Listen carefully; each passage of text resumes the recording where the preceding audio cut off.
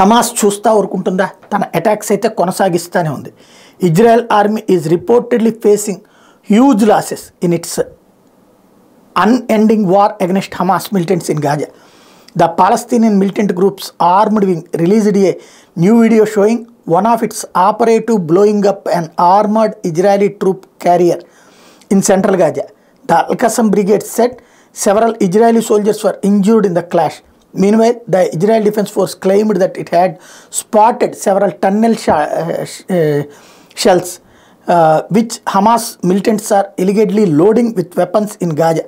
Israel Defense Force claims to have launched several drone strikes on them. ఇది సొరంగాలలో నుంచి బయటకు వచ్చేసి అటాక్స్ చేసేసి మళ్ళీ సొరంగాల్లో దాక్కుంటున్నారన్నటువంటి విషయాన్ని ఐడెంటిఫై చేసింది ఇజ్రాయెల్ డిఫెన్స్ ఫోర్స్.